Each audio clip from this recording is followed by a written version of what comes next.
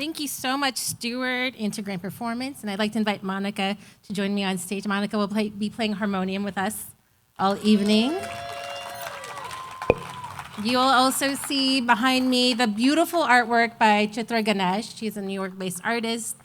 She, in 2018, did a 27-series lino cut of Sultana's dreams, and she's generously donated the images for us to use tonight. I'm so grateful to be here. I don't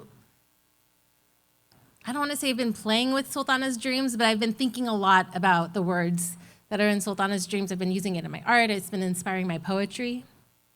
So let me inspire you as well. So to get us started, I'm going to have you all close your eyes. Maybe, Monica, we could get some music on this part. Take a deep breath. Breathe in deeply. We're going to time travel with our imagination. Let's go back in time to 1905 Bengal, which is when this book was written. For those who don't know, Bengal is the region to the bottom right of India. It includes Kolkata and Bangladesh. The whole region was known as Bengal. The region is lush and green, and often with rivers that emerge during monsoon season. Imagine rice paddies as far as the eyes can see, and orange Bengal tigers walking in marshy swamps. Now imagine the open dirt streets, full of chaiwalas and rickshaws, because rickshaws came to India in the late 1800s. And imagine lots of men in lungis. There are also a few white British men, as the East India Company was still colonizing South Asia. What you don't see are women. Women are keeping zinnia and behind porda, whether Muslim or Hindu. And if you do see a woman on the street, it's a servant woman who often had more access to the public. These women weren't allowed to read and they weren't allowed to write, and they were told they were too weak, and that they had small brains, that they had to stay hidden and silent. It is in this world that Begum Rokeya Sakawat Hossain wrote Sultana's dream. I now want you to imagine the world of Ladyland. The protagonist in Sultana's dream, Sultana, she falls asleep and she wakes up in Ladyland. In Ladyland, all the men were so tired of being warriors, they've retreated and let the women be in charge. Ladyland has streets of flour, uses solar power to heat up their stoves, and all the women have learned science. Everyone is happy. Ladyland is utopia. Okay, you can open up your eyes now. So that is where we're going to go tonight. I have invited 6 writers to join me on stage tonight to create pieces inspired by Sultana's dream. We will be hearing from Nazia Islam, Randa Jarrar, Saba Waheed, Fariha Róisín, Dilo, Neelanjana Banerjee, and myself. I wanted us to collectively write our brown bodies into the future. In today's world of doom scrolling, we see brown bodies get traumatized on the news. Muslim bodies are regularly annihilated on Instagram. Our government is chipping away at women's rights so we can no longer make decisions about our body's autonomy. Our trans siblings are having their humanity erased. ICE raids are sweeping up brown bodies off the streets of Los Angeles for being a darker shade. We are having our being erased, and we know this is wrong. So tonight is my clarion call. From Begum Rokeya in 1905 to you in 2025. We will not have our ability to dream of new ways of existing taken away from us. Our imagination is important. Our lives will continue to exist into the future. And like Ladyland, our future will be so bright and science-forward, full of flowers. We'll use wit over brawn, and women will be free to roam the world without fear. I'll not be reading everyone's bio tonight. They're listed on the Grand Performance website. And just trust me, everyone on the stage is brilliant. You've seen them before, you'll see them again. They are leaders in the LA community. Instead, between each reader, I'm gonna read little excerpts from Sultana's Dream. Sultana's Dreams is actually a very short story. It's only 9 pages long. So you can read it in 10 minutes. We have, the PDF is available online. But because I can't distribute it, I'm just gonna read it for you throughout the night. And with that, I'd like to introduce our first reader for the night, librarian and artist, Nazia Islam.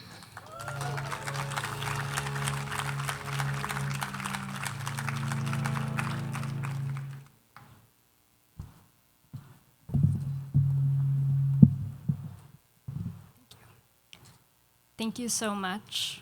My name is Nazia, and what an honor it is to be performing at the Grand Performances for the first time for Sultana's Dream. Thank you to all the organizers. My piece will be dedicated to the women in my family who are no longer with us, especially for my grandmother, who was a poet despite being illiterate. But she never got to actualize that dream. And I'm actually wearing her sari tonight to honor her and to actualize that dream for her on this stage. Thank you.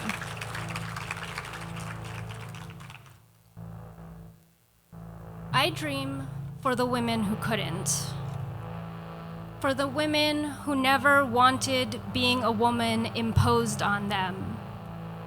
The ones who dwell in the marrows of my body.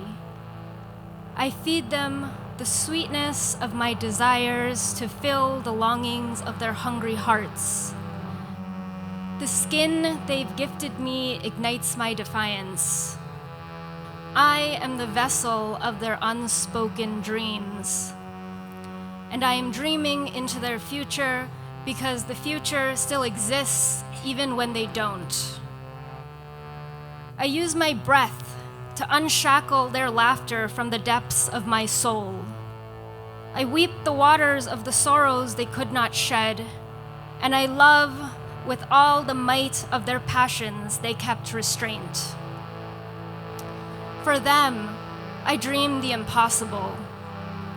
I dream of the future where we can clothe our bodies with the wind, get drunk on the sultry fragrances of the steaming earth following afternoon rains, where we can eat the fruits of our imaginations, and lovelessness becomes so ancient that it becomes a myth, where we discover stars are not distant suns, but where our undreamed dreams are born.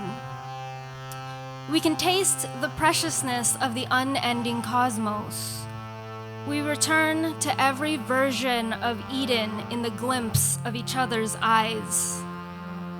Love becomes so normal that we no longer need to muse over its mysteries or power because it becomes the ultimate truth. The future is not an artificial advancement. Innovation is through regeneration and rehabilitation. The future is a return, not to the past, but a return to the earth and its primitive pleasures, realizing we've been bamboozled out of them through the language of development, where sleep is a virtue for all and yearning has value. Curiosity is a prayer and softness is salvation. Through the recognition of each other's splendor, we can heal the unhealed ancestors who carry in our scars. My utopia is not a path towards perfection, but the endless possibilities of reparations. We do not live in the delusion to our humanity. We name our fears instead of manufacturing them into hatred, which is not natural but learned. And we will honor our children, give them the respect we expect back from them, every single one of them. May we never douse the restless flickering spark of wonder in their hearts. Patriarchy will have nothing left to prove. It will sit in the salted anguish of its wounds and apologize itself into oblivion. The future is a city of mirrors where we catch sight of our reflections, not in vain, but in one another. We seek beauty in multitudes. We see the color of rain, hear the language of atoms, merge with creatures to take flight, breathe beneath the sea, and venture into crevices of the unseen world. The future is not metallic, sleek, and cold. It is lush, it is ornate, and it is full of the warmth of existence. We invest not in rockets to unknown places, but in the wisdom of our bodies. Knowledge is sacred and unbound, not a commodity to be bought or sold. Where we beautify ourselves with books, ornament ourselves with intelligence, we admit our syncretic nature, relinquish the laws of purity, and we are as soiled as the earth, fertile with seeds of hope. And we let our hearts be feral again. I dream for the women who could not, for my great-grandmother who left her world with dreams that were bruised and battered, for my grandmother, the unrealized poet whose inner world was exorcised, and for my mother who visions nightmares.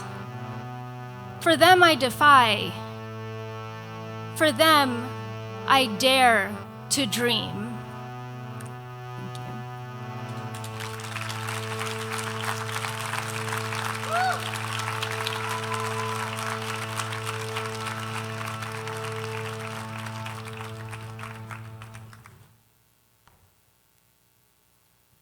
Thank you, Nazia. That was a beautiful manifesto to start our evening with. Please come in. There's plenty of seats in the back. So, in Sultana's dream, Sultana falls asleep in Bengal in 1905. And then she wakes up and she sees this woman she recognizes as Sister Sarah. She starts walking with her on the street. Some of the passerbys made jokes at me. Though I could not understand their language, yet I felt sure they were joking. I asked my friend, "What do they say?" "The women say you look very mannish." "Mannish?" said I. "What do you mean by that?" "They mean that you are shy and timid like them, men." Shy and timid like men? It was really a joke. "What is the matter, dear?" she said affectionately. "I feel somewhat awkward," I said in a rather apologizing tone. As being a Purdan Sheen woman, I am not accustomed to walking around unveiled. "You need not be afraid of coming across a man here. This is Ladyland, free from sin and harm. Virtue herself reigns here." And with that, I'm going to welcome comic, actor, a person who does everything, Dilo, to the stage.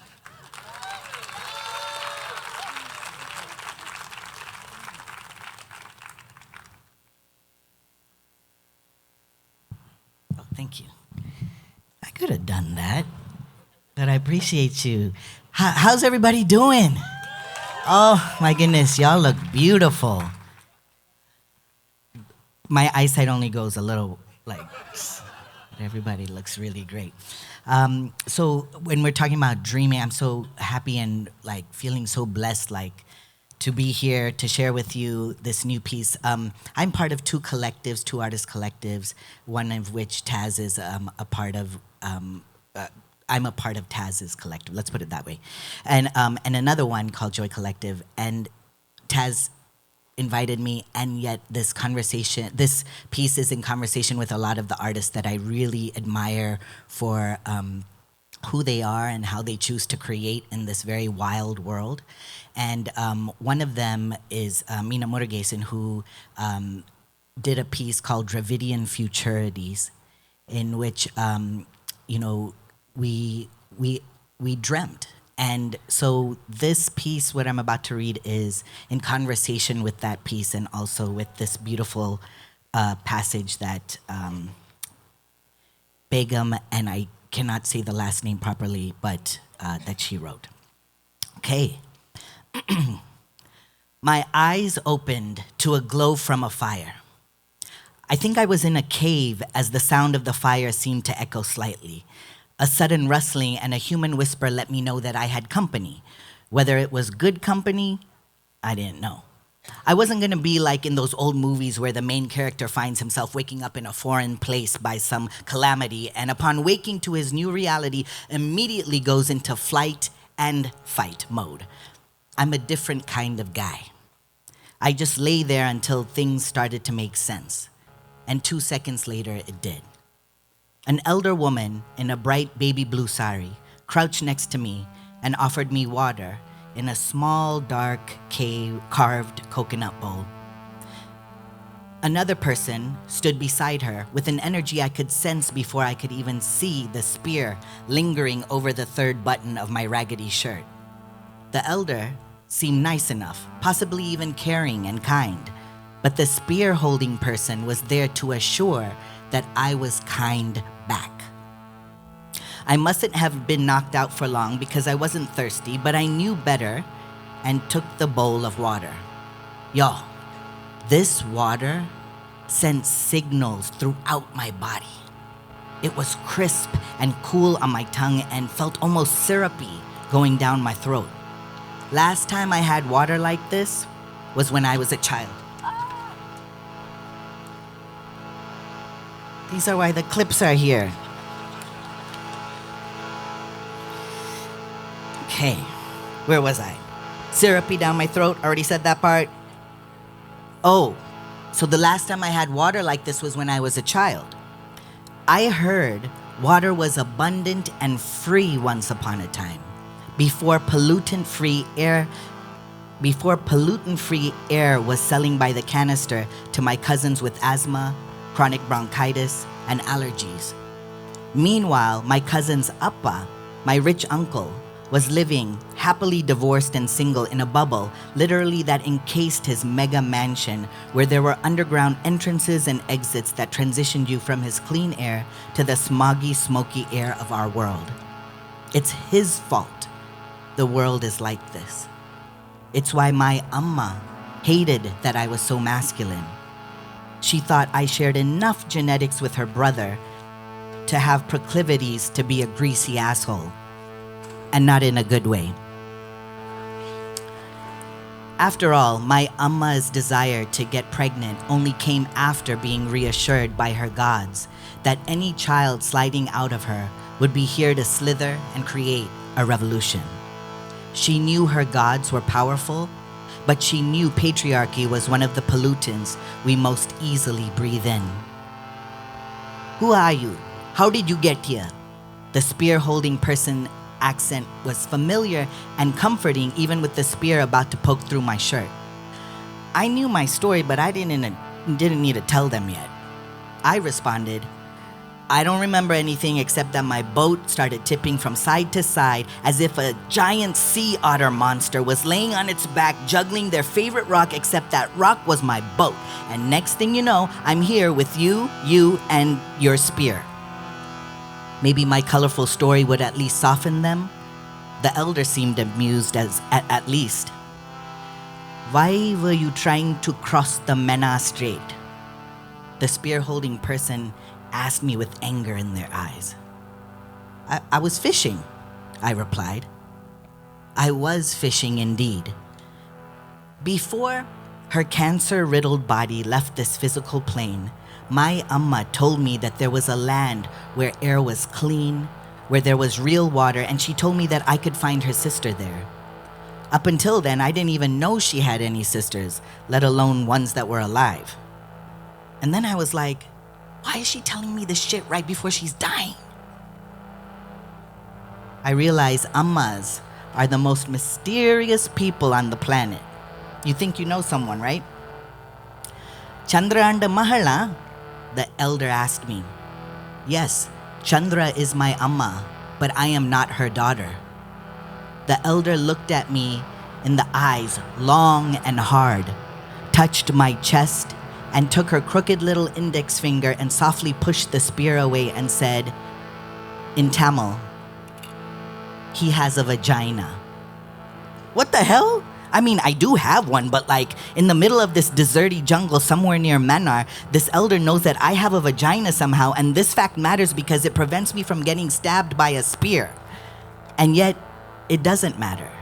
My man vagina doesn't matter. It doesn't matter here, wherever this is. Before completely moving their spear, the spear-holding person swiftly ripped my shirt to make sure I had either breasts or scars. I have the latter. They seemed justified enough and left me alone with who I figured was my Amma's sister, my Churiya Mami. Apparently, she knew I was coming. She just didn't know when. That night, Churiya Mami, Shankari is the spear holder person, we all walked and talked. Actually, Shankari didn't say much. I don't know if they were just quiet or if they just didn't like me. I mean, I might not like me if I was in their slippers. Shankari rolled her eyes whenever I slipped on moss, or if I said, "Holy shit," or whenever I talked about how clean the air felt in my lungs, or even when I asked questions. They weren't even dumb questions. I mean, I had to swallow all these wild-ass things that Churiya Mami was telling me as her truth. So yeah, I had questions. Like, I learned that where we were was an inverted world under the Mannar Strait that was between hemispheres, but hemispheres unlike I was taught. Kind of like when you put a lime in a hand juicer and it inverts the arc of the lime's spherical nature. I know, metaphysics is hard to wrap your head around, but Churiya Mami took it even further. She told me that there were many worlds in Earth, and that most of them were on planets that we see through telescopes. Where we were was called Kumari Kandam. Mami told me things that pertained to Tamil people, and even some random shit that didn't pertain. That the strait between Mannar and India was indeed where Adam crossed after he got kicked out of Eden. This also meant that Sri Lanka was the birthplace of misogyny, which totally tracks. Churiya Mami also told me that Hanuman, who is still alive, vouches for this Adam and Eve story because he's the motherfucker who built the goddamn strait way before Jesus' dad dropped those two off. Oh, and speaking of holy misogyny, Hanuman also said that Rama was a little bitch and Ravana was dope as shit, and that Sita told him that she didn't even want to leave Ravana because he was super kind and not a narcissist. My mommy didn't use those exact words, but it was in Tamil, so I'm paraphrasing. Mommy also told me that there were no men there. And I was like, "Hello, Hanuman." And she told me that since he was pretty much full monkey and didn't make any decisions still, that he didn't count as a man. Then I asked, "Do I count?" And she said, "No. No one like you counts." Like me. Like me, okay. Apparently, all sorts of genders have been in this inverted space longer than she's been alive. And when I asked her how old she was, just to get a handle of time, she said nonchalantly, "I'm 317 years old." She's wild, man. What's wilder is she said that my Amma was her older sister. Yeah. I'm still not convinced that this is not a dream. In a quiet moment, walking near a clear pond, Churiya Mami passed me a guava. "You were supposed to have come sooner," she said. "And with your Amma." She loved guavas. While my mouth was captivated in the experience of this most perfect, drippingly delicious guava, I haphazardly said, "Amma told me too late, Mommy. And when she did, I came to find you as soon as I could. I wanted to meet you, maybe to be close to her again, but the real her, the one I didn't fully know." Her eyes filled up with tears. I dumbly and awkwardly tried to make a joke. "Hey, tomorrow I can ask Hanuman if he can time travel and get her back." She very kindly responded, "Kunju, that's not how this works," and walked ahead of me. "How what works?" I called after her. "Time travel." you can see why I think I'm dreaming, right? Like, Churi Mommy tells me that you can't retrieve people during time travel, only things. You can't even communicate or interact with people or events when doing so. And in order to do so, many people have to convene and pray for it to happen. You remember the Sri Lankan government burned down the Jaffna Library in May 1981. Yeah, I know.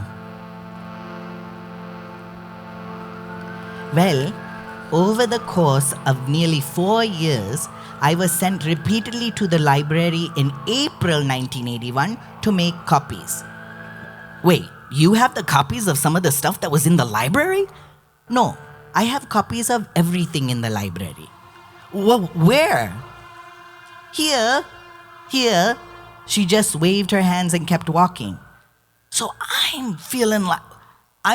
I'm also feeling like royalty in this underworld because Churi Mommy was one of 2 time travelers in this underworld. Like, she's a big dog down here, a big dog among bigger dogs. I mean, I guess because this underworld is in the hands of an intergenerational council of women and weirdos. These are the women whose children disappeared by the state, a handful of freedom fighters, and a mix of Tirunangi, aka folks who are between the binary gender. And they all specifically work with magic, the children, and the eldest in Kumari Kandam. Churi Mommy bent over and picked up something from the base of a jasmine bush. She held out her closed palm and I put my open left hand under hers. A tiny baby snake dropped out, and before I could say, "What the hell?" a snake made its way up to my wrist and singed itself into the top layers of my skin. My forearm looked like I had been branded with a hot iron. "What was that for, Mommy?" "It's time for your training, Kunju," said Churi Mommy. I heard a rustle, turned around, and Shankari drove their spear right through my chest. Thank you.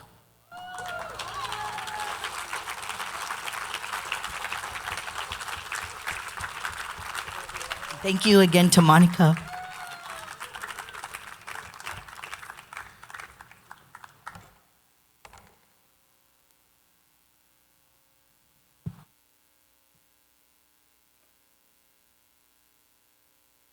My gosh, I was just picturing that as a movie. Like, I hope someone in the audience reaches out to Dilo, options it, so we can watch it. It's beautiful. Okay, back in the world of Ladyland.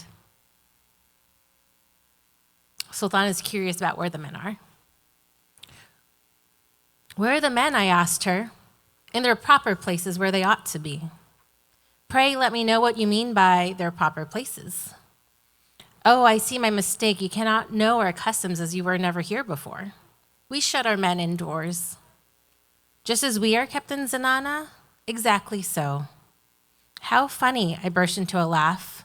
Sister Sarah laughed too. "But dear Sultana, how unfair it is to shut in the harmless women and let loose the men." "Why?" "It is not safe for us to come out of Zenana as we are naturally weak." "Yes, it is not safe as long as the men are in the streets, nor is it so when a wild animal enters a marketplace." "Of course not.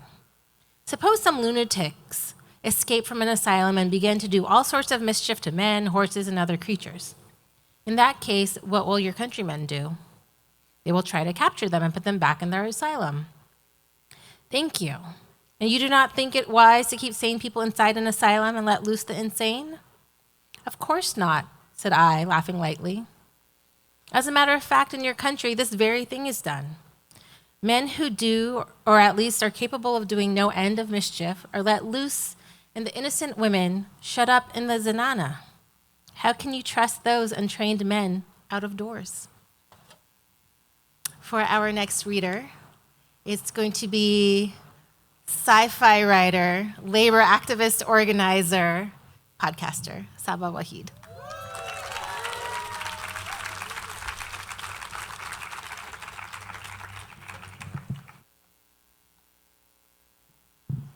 Thank you. Dilo, Naz, that was amazing. So amazing to be following after you. So grateful for all the writers that are here tonight, and Taz for this vision. And thank you to the Grand Performance. I read Sultana's Dream in college, and I remember it to this day, because just imagining this world ruled by women. So when Taz said that this was the prompt, I was like, well, what am I gonna write? And I wondered, is Sultana's Dream, is it a fairy tale, where it's happily ever after, but we know in real life that's not real. So I decided to think about, well, what happens after? And then I got speculative fiction about it, so we're like 100 years in the future. So that's where this story will go, but we're starting off in Earth. So this is called Finding Sultana. We heard about the lady who fell from the sky. We didn't know her name because they didn't tell us these things. We were a land of mostly women who maintained the machines who maintained us, and we stripped the Earth's resources for those who had left. The machines deemed her mad and treasonous and locked her away. In the boxy units where we slept, whispers turned into concerns about why the lady was kept away from us. It was the ones that worked in the holding facility that took the lead, hit her on the food cart, put a decoy in her room, and the lady emerged. We were confused when we saw her, as if we knew her already, a sister, a friend. We put her in clothes that looked like the workers that we were, and placed a mask over her face so that we can breathe, we said matter-of-factly. We stole her into a delivery truck that we used to move the materials to the launch sites. She didn't speak, she just watched us curiously. When we passed by the shuttered doors of the university, she had a moment of recognition. I went to school there. But no, we said, that's not possible. The education stopped when the machines took over. We had no need for learning science or the arts. We arrived home and she looked down the street. It's so barren, scorched, she said. Where are the gardens, the vegetables, the trees? Oh, those went away when the fires never stopped, we responded. In the evening, we fed her from the food cans and she slept in our bunk beds. The next day, we took her with us to work. When we passed through the checkpoint, manned by the machines, she asked, what did they do for us? For us? No, we work for them. The machines did not notice the lady. Grown lax with routine, they did nothing more than just record numbers, workers in, workers out, resources extracted. On site, we suited up, placed bandanas over our faces, and got to working. Depending on the day, we pulled lithium, mycelium spores, lathanums, the last bits of earth still of use. Exhausted, we drove home. The lady said, your streets are like our streets.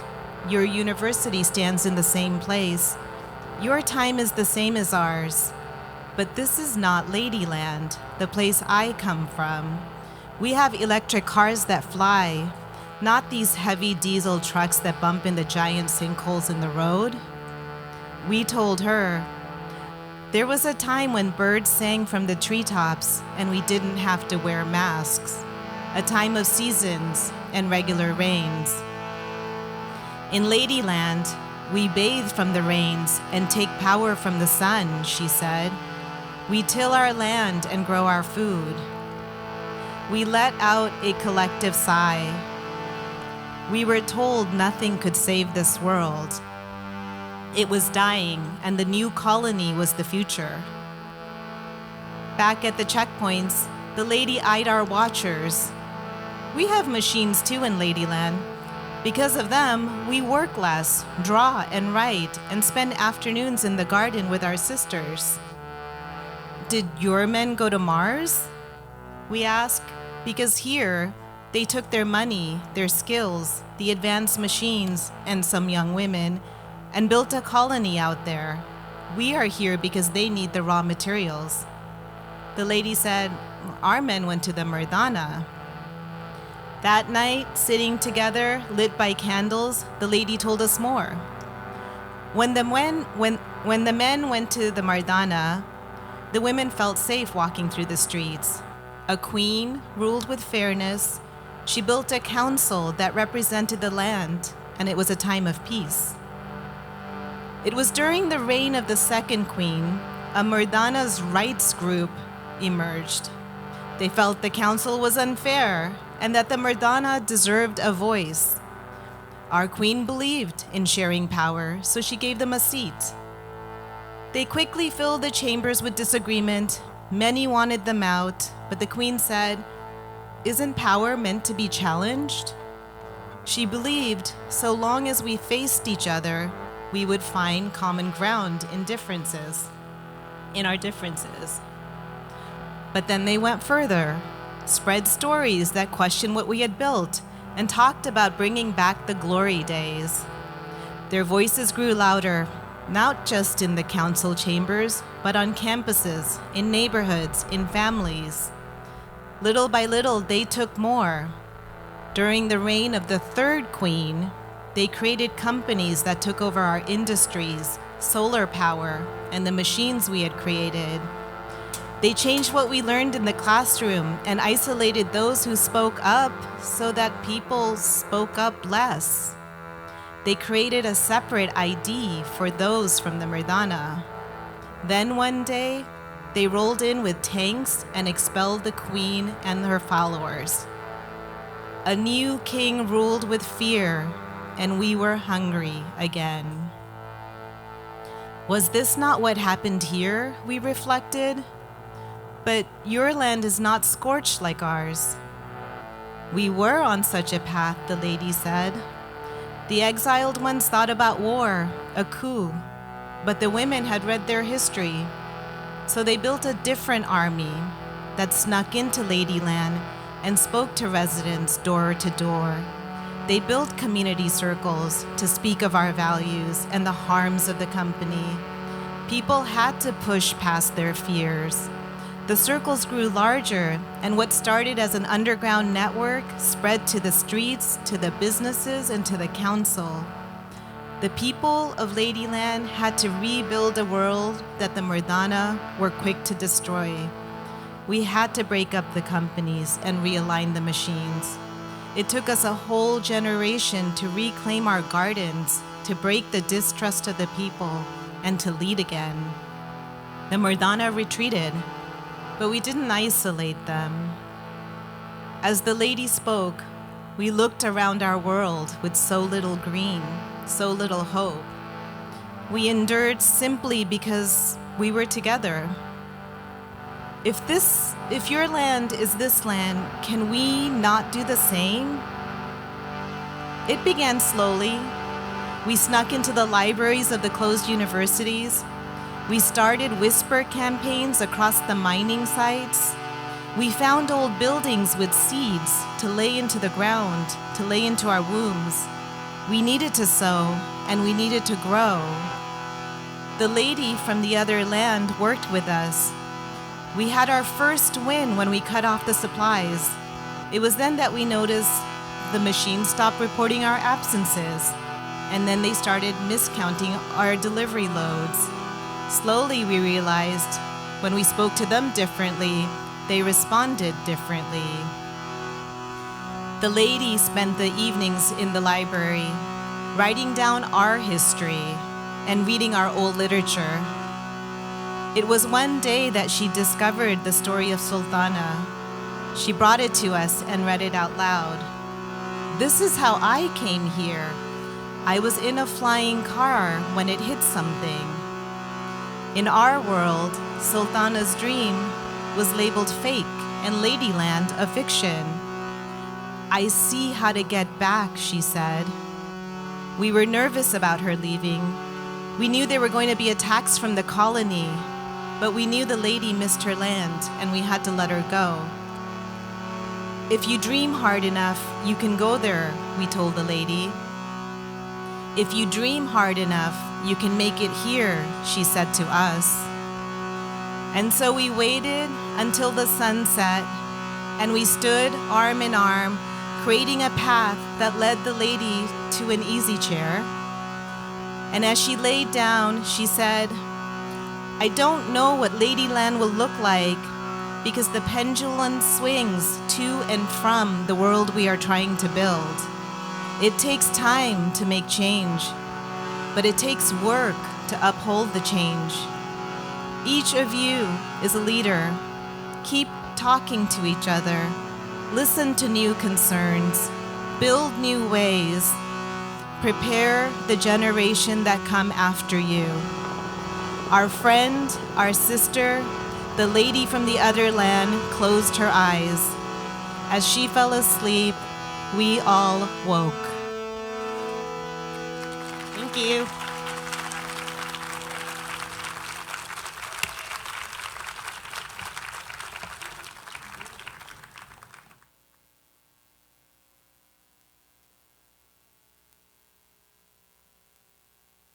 That was amazing. I hope you all got the message of what we're supposed to do now from that. That was very clear. Take mutual aid, organize. There's things that we need to do. Okay, back to Sultana's dream. How do you cook, I asked. With solar heat, she said, at the same time showing me the pipe, through which passed the concentrated sunlight and heat. And she cooked something then and there to show me the process. How did you manage to gather and store up the sun heat? I asked her in amazement. Let me tell you a little of our past history then. 30 years ago, when our queen was 13 years old, she inherited the throne. She was queen in name only, the prime minister really ruling the land. Our good queen liked science very much. She circulated an order that all the women in our country should be educated. Accordingly, a number of girls' schools were founded and supported by the government. Education was spread far and wide among the women, and early marriage was also stopped. No woman was to be allowed to marry before she was 21. I must tell you, before this change, we had kept in strict burda. How the tables are turned, I interposed with a laugh. Our next reader for the evening is going to be coming from Europe. She was in LA when I invited her, but she left because of everything that's happening. She's not an American citizen. She was afraid that she would get locked up because of the current administration. Our fourth writer for the night is poet and novelist Fariha Róisín.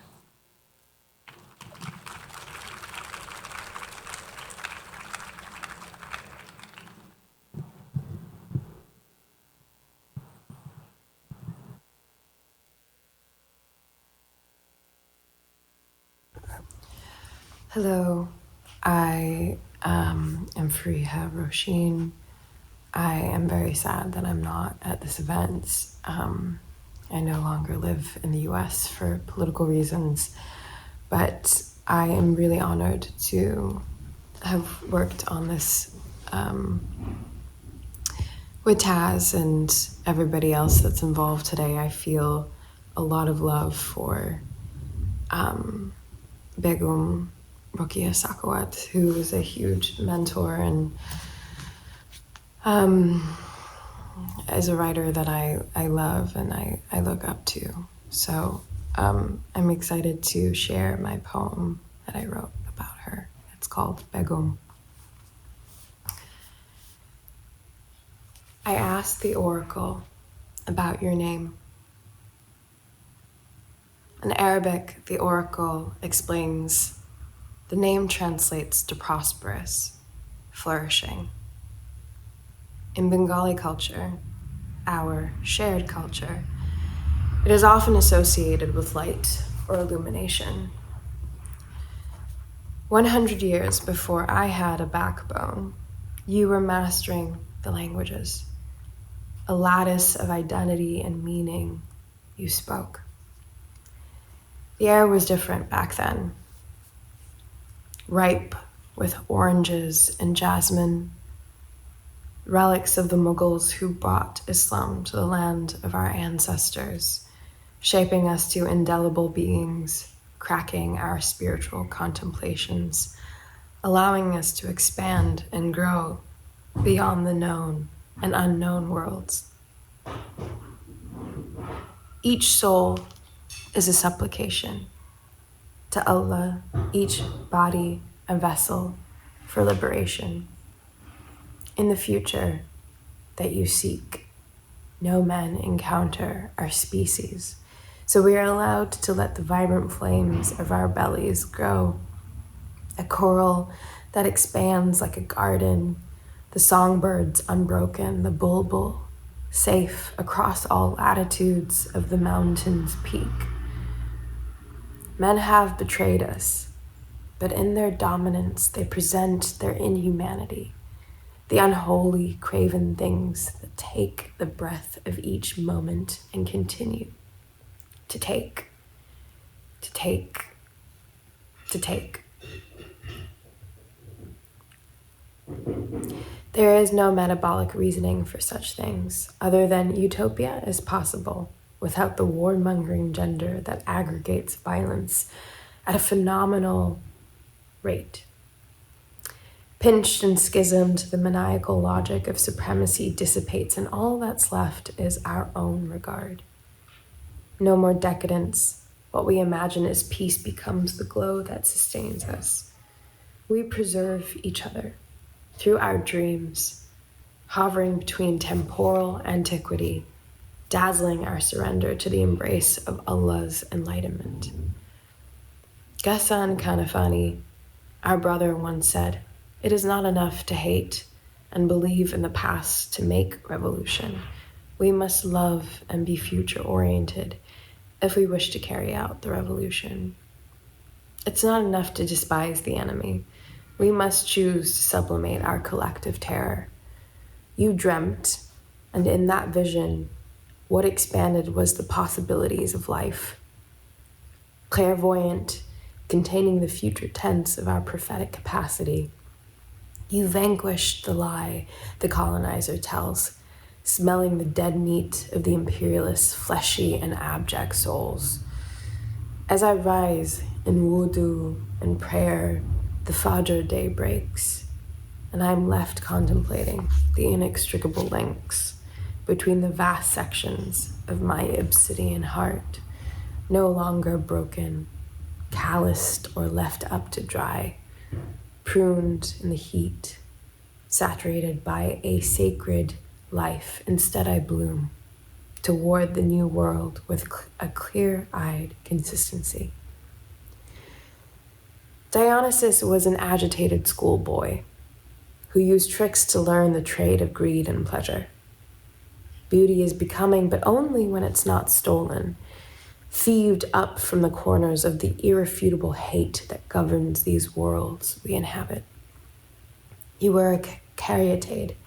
You saw all possibility of the new beginning, of a new world where you could find the truest, sweetest liberation. No men will go here. There will be no trespass. We know who taught us about subjugation. So now it's our turn to feel the nectar of sweet revolution. Sultana's dream, a light of unwielding freedom, the lure of conviction, the beauty we deserve. Thank you.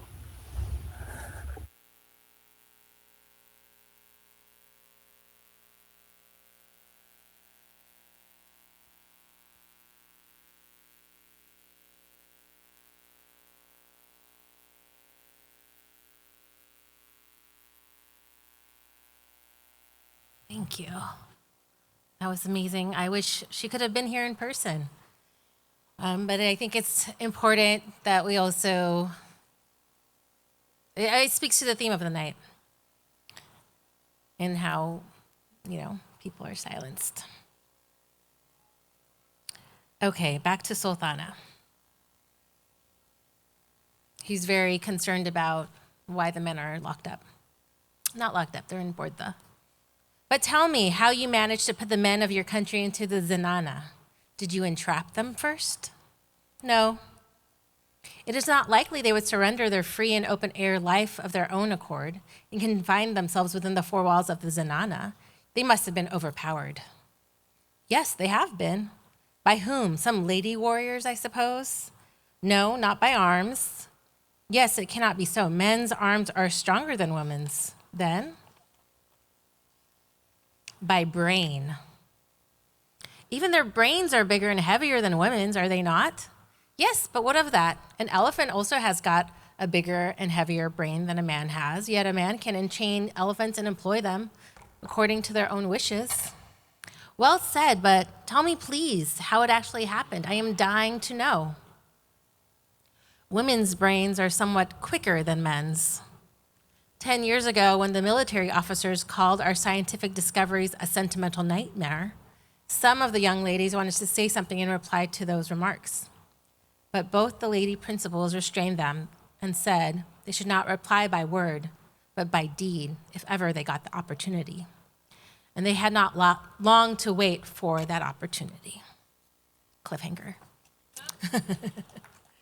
Our next reader is a dear friend, Palestinian activist, performing something that is new to them and will come down and share with all of us, Randa Jarrar.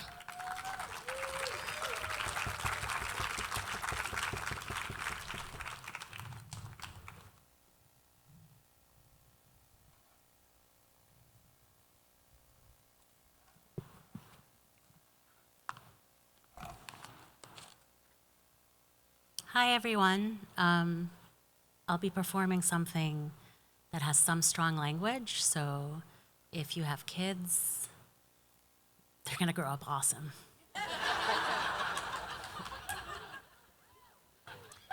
And in order to honor my culture, which is in the sort of midst of an attempt at being annihilated, but will never be annihilated, I'm gonna be performing a Palestinian folktale. So this is an actual Palestinian folktale that I've adapted.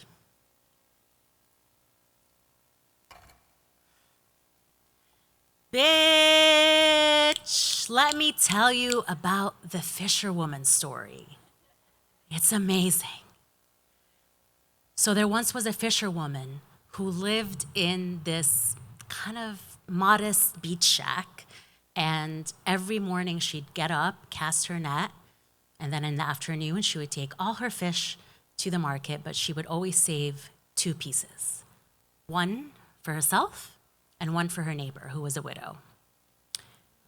So one day she comes home from the market and finds that her beach shack has been swept, her tea is warm, and there's a perfectly spiced fish on the counter.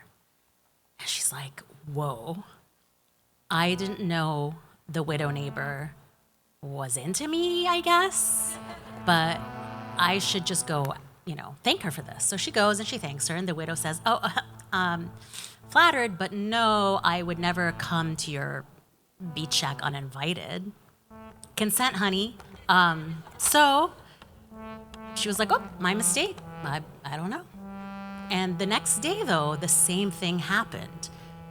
The fisherwoman comes home from the market and finds a perfectly spiced fish on her counter, warm blankets, the house swept, warm tea. She goes and talks to the widow again. She's like, you're not gonna believe this. And the widow's like, okay, so I'm thinking you don't go to market tomorrow. I'll sell your fish for you. You stay here and just kind of stand behind the window and spy and see what's going on. Because this is not, I didn't see anyone go in. So the fisherwoman's like, fine. She hangs out outside her window.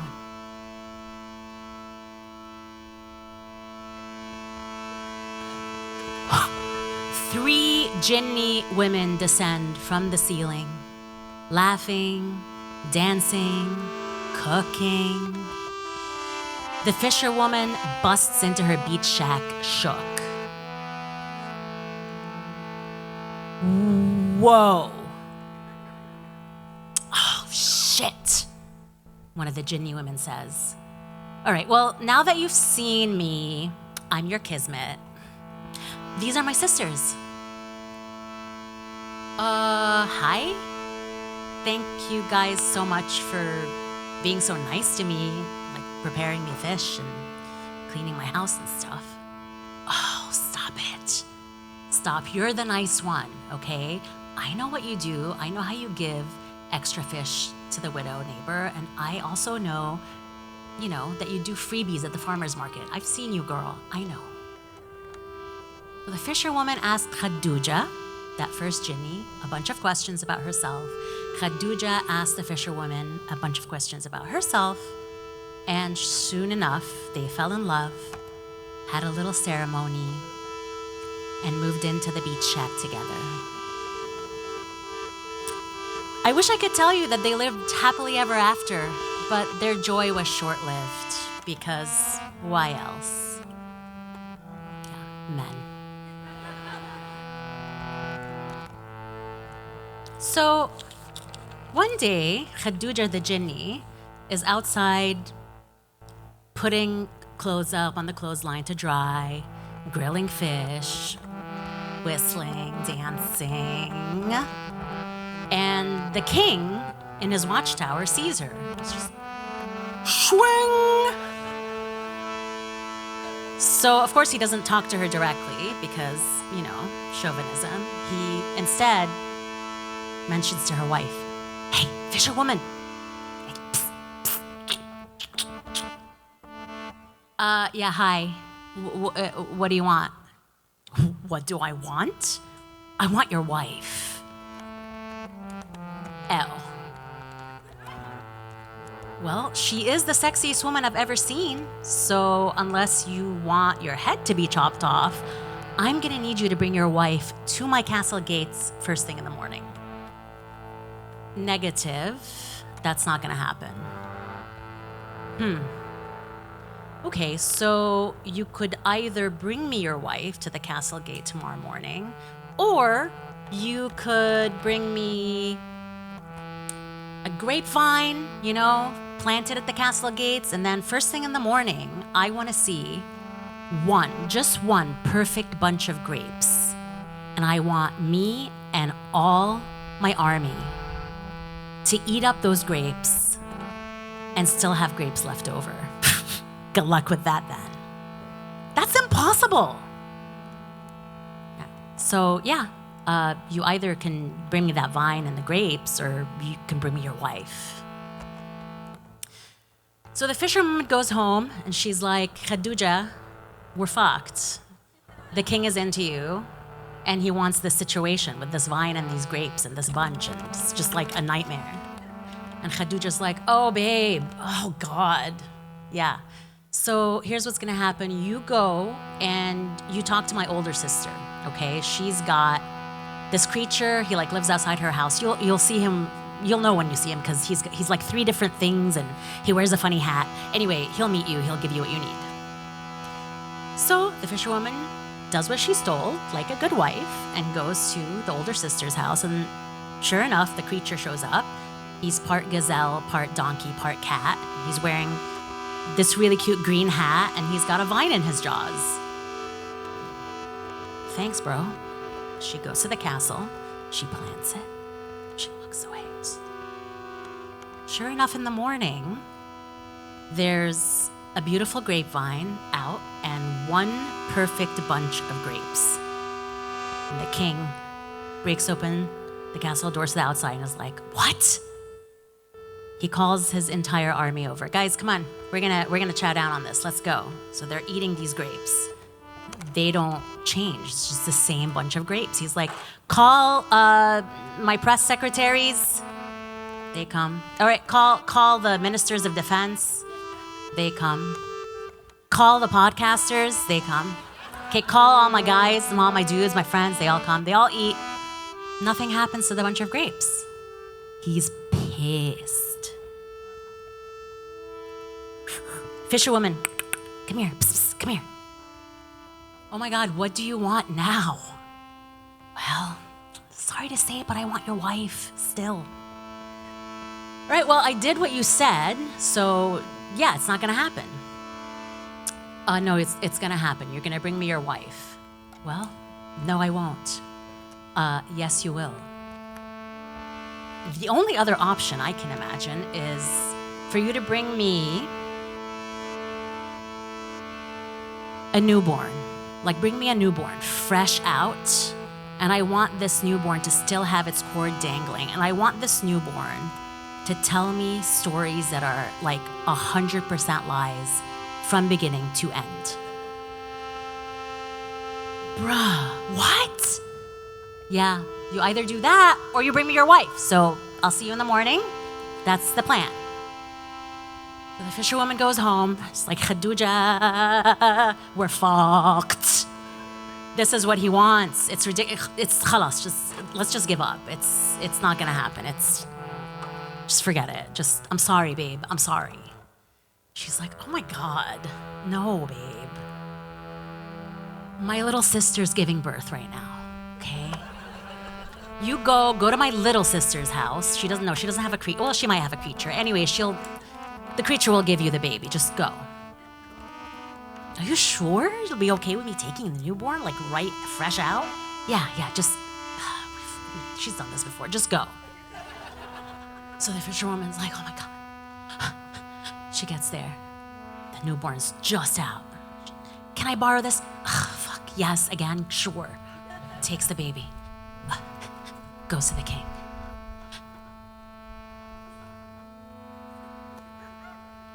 And the newborn, with its cord hanging out, she tells the king the following story of her own.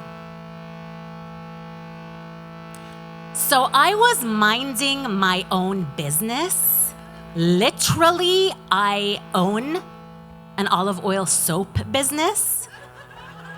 And I run it from Nablus to Ramallah, okay? And in order to move around, I have this hen that I ride. And okay, you've seen the hen. She loves wearing lipstick. She loves like really big maximalist jewelry. Anyway, my hen breaks down. I'm like, what the fuck? I take the hen to this healer, and the healer's like, yeah, this is not a problem. Just put almond oil on her back. She'll be fine. So I do. I put the almond oil on her back, but it makes things way worse, way worse. The almond oil sprouts all these almond trees on this hen's back. I'm freaking out. The almond trees have blossoms like the size of tits, like massive. I have to hire 40, 45 villagers to like go up these trees and trim these blossoms, and I need to get to work. And no, it didn't work. I get so frustrated that I just like pick up dirt and I throw it at the trees and at the hen. And the dirt I threw turns into this giant piece of land, like the size of Jerusalem. So I climb up to this piece of land and I realize, damn, this is actually like really fertile land. So I decide I'm gonna plant sesame seeds here. Just sesame would be great here. So I start planting the sesame seeds, and this group of fancy looking people drives by in a caravan, and they're like, sis, no, this is not sesame land. This is watermelon land. You want to plant watermelon here. And of course, I'm very easily influenced. So I take all the sesame seeds out and I plant watermelon, and there's one sesame seed left. And I'm like trying to get the sesame seed out. It's inside the mouth of an ant. And I'm fighting with this tiny ass ant trying to get the sesame seed out of its tiny ass mouth. It takes me 3 hours. I finally get the seed out, and I turn around and the field is full of thousands of watermelons. At this point, I'm hungry, so I take a knife out from behind my head. Here, the baby takes out a knife from behind her curls. And I open the watermelon, and okay, the knife falls into the watermelon, and I'm like, what? So I jump into the watermelon. I'm now in a marketplace, full-on marketplace. And I'm looking for my knife, and I'm like, I think it's in this butcher shop. I go to the butcher shop. I start fighting with this butcher. He's trying to tell me that this knife is his knife and not my knife. I know my knife. You just saw it. I know my knife. And then I feel someone tugging at me, and it's this lady. And I'm here. Wait, where am I? And what even is this?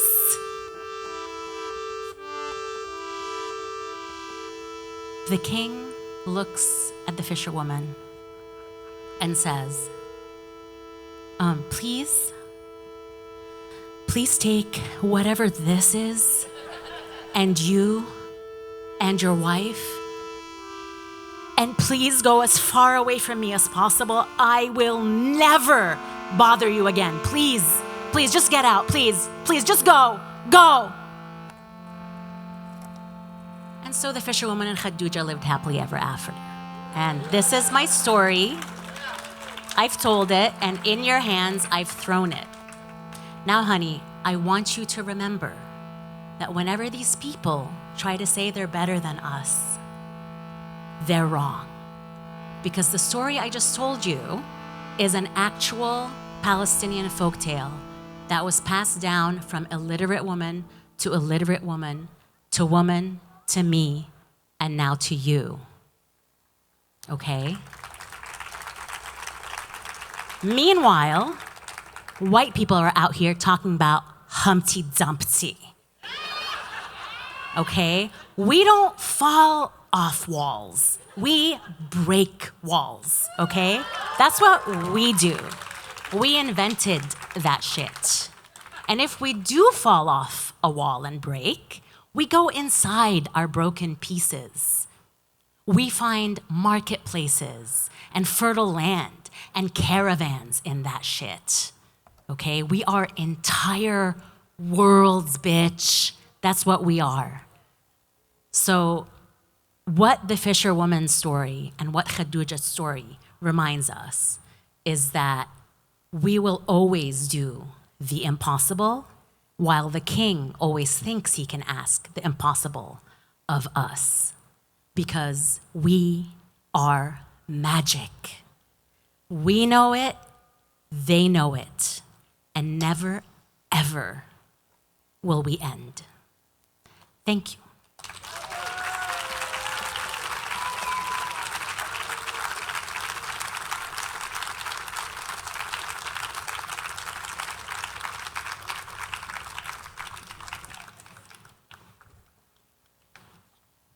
We are magic. I love that was a real folk tale that was passed down.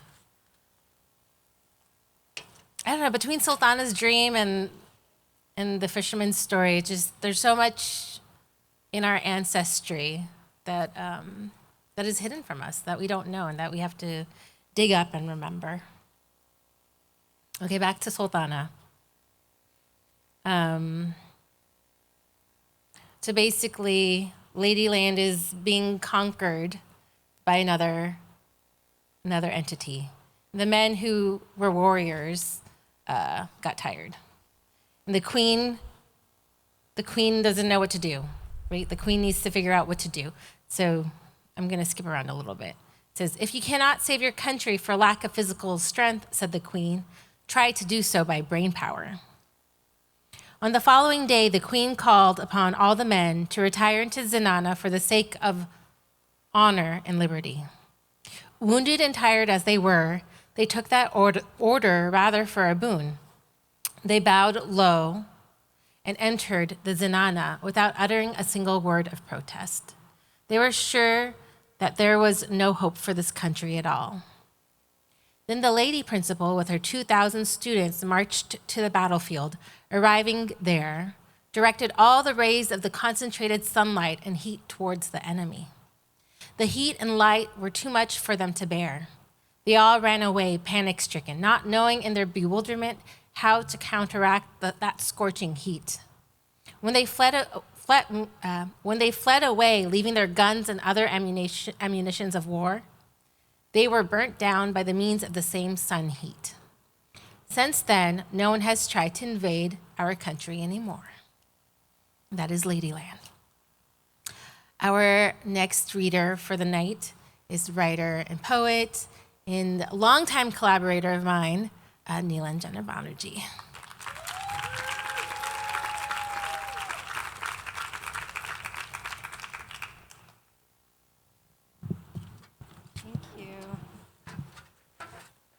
Hi, everyone. How's it going? So nice to see everyone here. What an amazing, amazing lineup tonight. Thank you so much to Grand Performances. Thank you so much for all of you for being here. And one of the great privileges of my life to collaborate with Taz always. So thank you for inviting me. I'm going to share an excerpt of a short story that I wrote, a speculative fiction story, so in line with visions of the future. The story takes a minor character from the Ramayana. Her name is Shuparnika, and she is the sister of King Ravana, the de facto villain of this Hindu epic, who we already heard about tonight. And she is, like Ravana was considered, a demon, a demoness, a monster. And I grew up on this story. She was disguised herself. She was a little bit horny, so I always related to her. She disguised her. She had the hots for Ram and his brother, who were on the opposite side. So there's a part of the story where she disguises herself as a beautiful woman and goes after them, makes these advances, and they reject her when then she reveals her true nature. And I think Lakshman, Ram's brother, then instead of just politely saying no thanks, he disfigures her. He chops off her nose, her ears, and even her breasts in some tellings. So it's always such a distressing part of the story. And actually, years ago, I saw an art talk by Chitra Ganesh, who did this beautiful piece about Ladyland as well. And years ago, I saw this art talk that she gave, and she had this installation inspired also by Shuparnika, and it was just this giant pair of panties hanging in a tree, like just some bloomers, and it was so such a great take on that always stuck in my mind. So it kind of inspired this story. So I love how art can just shift something you've held in your hand for so long to imagine a different kind of future. So my story is entitled Exile. Set about 30 years in the future. Our protagonist, Sapna, who's about 25, works in a high-tech cosplay club based on the characters from the Ramayana, and she plays Shuparnika and makes that money by luring clients into a room where they can disfigure her. Here's a little bit of the backstory in her words. About 40 years ago, India's technology infrastructure began to hyperleap anything going on in the first world, especially in America, brought about in tandem with the power of the Hindu right. The massive earthquakes that destroyed the technology centers in California had a lot to do with it. Most people think that they were caused by some kind of underground nuclear attack from China, possibly in a secret deal with America's fascist administration that was targeting California and its immigrants. But there's never been solid proof. After that, Indians were the first to immigrate back, followed quickly by anyone in the upper tax brackets. It was called the Great Reverse. Around this time, India began to control all media production, with everything: cartoons, video games, soap operas, action movies, interactive web series coming out of the revamped Bollywood studios, the Hinduification of the world.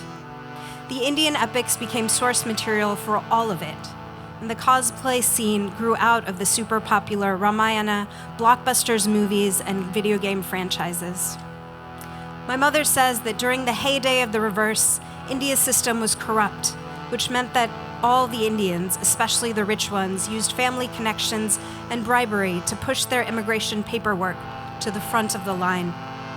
At the same time, as all manufacturing shifted to India, many remaining Indian Americans began to monopolize the lucrative import business. There were media exposés and protests against the corruption, but it didn't do much to stop the gradual transfer of wealth to this one community. The population of India was so large that there was no need for any industrial or even menial labor, so India's slums became refugee camps for American and European immigrants looking for a piece of the high-tech Indian dream. About 20 years ago, India shut down its borders to preserve quality of life. That's when it got real bad for any Indians left in America. There were bombings and fires at the gated communities in New Jersey, the center of Indian wealth, driving residents out into the streets where mobs were awaiting them. It wasn't much better anywhere else, even for my parents, who never had enough to be considered even middle class. So now we'll jump ahead. Shapna works at a club in outer Vegas called Exile, where she's trying to make enough money to buy a black market visa for her mother to get to India, where she can help with her kidney dialysis. All right, so here is Shapna going out onto the floor. After my prosthetics are firmly situated and the blood packets are full, I pull on a blonde wig over a skull cap covering my thick curls. I pick a silvery sari with a strapless blouse and line my arms with glass bangles. I lean close to the mirror to apply the lip thickener and eyelash lengthener. I'm going to be focused tonight. I'll make people tip out over their allowances. There are a couple of Roms on the floor, their costumes identical. The kind you buy at the big cheap $100 stores on the main drag. Overly bright blue skin pigment that's already evaporating around the eyes. You can tell they're new to the scene. They're young, just finishing their vocational year that will place them in either a call center or a service center job supporting the tech in India. They're the kind of clients that all want to chip in for one session in the disfigurement room. I refuse their drink politely, say I have to powder my nose, and catch the eye of a thickly muscled Ravana on the other side of the bar. He looks like one of the meatheads that work for ICE or space security, and even from here I can tell he has credits to burn. I nod at him slightly, make my way over. His costume is nicer than the ones I usually see. He's wearing a thick crown that projects holograms of Ravana's 10 heads on either side of his own face. He's wrapped smartly in what looks like real high-quality red synthetic. In fact, it almost looks like silk. "How are you doing?" I yell over the crowd. "What are you drinking?" he yells back. "Whatever you're having, Your Highness." The Ravana hands me the Brahma elixir. It's the most expensive one we serve. So then I wonder what illegal way he makes his money and wish I could ask him. The way he's dressed, he probably runs some kind of border trade, like most ICE agents, most likely people. I reach inside my blouse and set the transform timer. "So, what do?" I ask, fishing for whether he wants to play this traditional or modern. "What do you mean, you don't know who I am?" he says, his holograms flashing their demon teeth at me. "Oh, of course, King Ravana." I bow before him. The Ravana clients are usually perverts, because the story gets twisted into some dirty incest thing, since Suparnika is his sister. "I am just a maiden wandering along the Godavari River, picking flowers for my hair. Would you like to accompany me on my path?" He nods, and I take his thick hand and weave into the dance floor. I dance in front of him for a while before he begins to move, the unrhythmic dance of someone too thick with muscle, though I wonder if his muscles are real or just part of his costume. I smile at him, and he grabs me by the wrist, painfully turns me around, holding my arm against my chest and groping at my breasts. I elbow him off of me, but he grabs a hold of my waist and grinds into my ass instead. Luckily, the timer goes off, and I turn around violently. "Ravana, don't you recognize me?" I scream, ripping off my blonde wig and skull cap and letting my thick black hair tumble out. "It is I, Suparnika, your demoness sister." The people dancing around us cheer and point. I smear off my face makeup and release my body-altering suit, and Ravana's face twists in disgust. "Cholo," he says roughly, and I roll my eyes at his basic Hindi. I lead him through the crowd, hissing and spitting at any Sita I see, to their delight. In the disfigurement room, I type in Ravana and make sure the security monitor is on. Even though I have full reign to do whatever I want and the client can only use the hologram swords, doesn't mean they don't try it. Once everything is activated, I get up on the pedestal and scream and pound my chest. Ravana, brother, I was disguised because I no longer want to be a demon like you. You disgust me, I hiss and kick at his head. He stares at me blankly, and I point down to the dialogue generator monitor next to him. He looks down. How dare you, he barely reads, pausing over the last word. Sister, I fill in for him. Sister, he repeats like a wayward student. You are the filth of the earth, demon king. Ha! Rama is a god that will destroy you, I screech, spitting on the floor next to the left of him. You are nothing, I improvise, a peon in this universe. The true rulers will inherit the earth. I'm laying it on thick, my screeching sending showers of spit down on the dude, and I can tell he's getting irritated. But I'm on a roll. I know his next line reads, Sister, you have betrayed our kind, and I cannot let this pass. He looks down and opens his mouth, but I cut him off. You are the betrayer of your people to lead us astray like this. Rama will turn you into a little girl. He'll use his monkey god to cut off your balls, and then I'll be more of a man than you.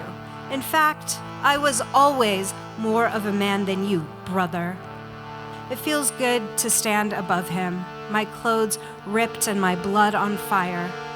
The Ravana is angry now, and he reaches for one of my legs to pull me off of the pedestal.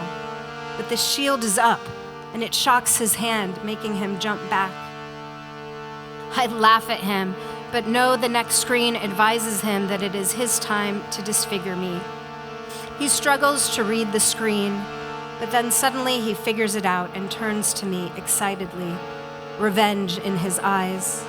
I continue to laugh at him, belittle him,